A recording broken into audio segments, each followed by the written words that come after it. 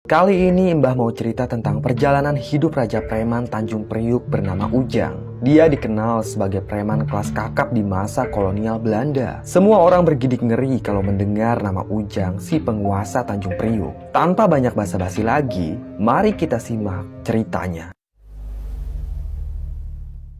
Ujang lahir di kampung kecil, tepatnya di pedalaman Banten. Ayah dan ibunya bekerja sebagai petani. Walau lahan sawah yang digarap keluarga Ujang cukup luas, namun kala itu pemerintah Belanda tidak menerapkan politik etis atau biasa disebut politik balas budi. Hasil panen keluarga Ujang harus disetor pada bupati untuk kemudian diberikan pada pemerintah Belanda. Setiap panen selalu seperti itu sehingga kemiskinan dan kelaparan semakin merajalela di kawasan Banten. Ujang kala itu masih berumur 7 tahun. Dia sering ikut bersama ayahnya ke kebun untuk menanam umbi atau jagung. Sudah 3 bulan belakangan ini keluarga Ujang tidak makan nasi. Dan sebagai penggantinya, mereka harus makan umbi dan jagung untuk bertahan hidup. Sarman yang tak lain adalah bapaknya Ujang. Dia harus pintar menyembunyikan tanaman umbinya karena kalau tidak pastilah disita oleh Belanda itu. Ujang kecil yang malang tidak mengenakan baju. Dia hanya memakai celana kumal yang sudah banyak tambalan di sana-sini. Sesekali celana itu melorot karena berat oleh tambalan kain. Ujang membawa arit kecil untuk membantu ayahnya menanam umbi. Sementara ibunya pergi ke sawah untuk memeriksa hama. Namun sayangnya, sebagus apapun hasil panen mereka, pastilah disita oleh Belanda. Tapi kalau tidak digarap, maka keluarga Ujang pasti berurusan dengan para tentara bajingan itu.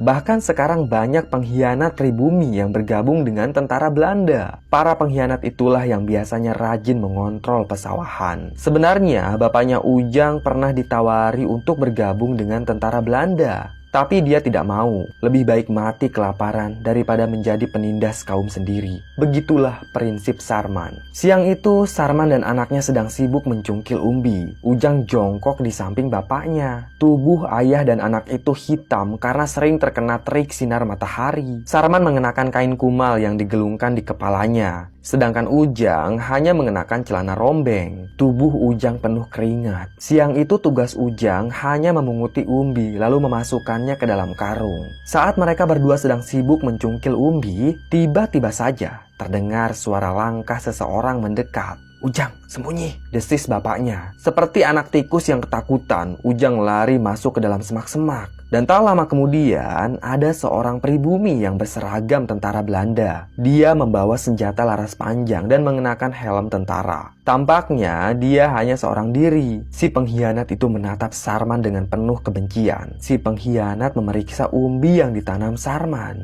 Dan tak jauh dari sana, ada beberapa batang pohon jagung yang ditutupi oleh rerumputan kering. "Berani-beraninya kau menyembunyikan hasil bumi ini, Sarman," bentak pengkhianat itu. Sarman pun berdiri. Kini dia tampak tidak takut sama sekali. "Hasil panenku habis disita Belanda. Kami sekeluarga bertahan hidup dengan memakan umbi-umbian ini. Kau sudah melanggar hukum Belanda," ucap pengkhianat itu sambil meludah ke wajahnya Sarman. Tapi Sarman tetap tenang. Dia mengusap air ludah itu dengan tangan kanannya. "Bagaimana dengan kau? Berpakaian tentara milik Belanda dan menindas kaum sendiri. Itu bahkan sudah melanggar hukum Tuhan. Dasar pengkhianat," timpal Sarman. Si pengkhianat itu pun marah besar. Dia menodongkan senjata laras panjang ke arah Sarman. Namun sebelum senjata itu berhasil ditembakkan, Sarman dengan sigap menerjang si pengkhianat sampai terjatuh. Senjata itu pun mental dari tangan si pengkhianat.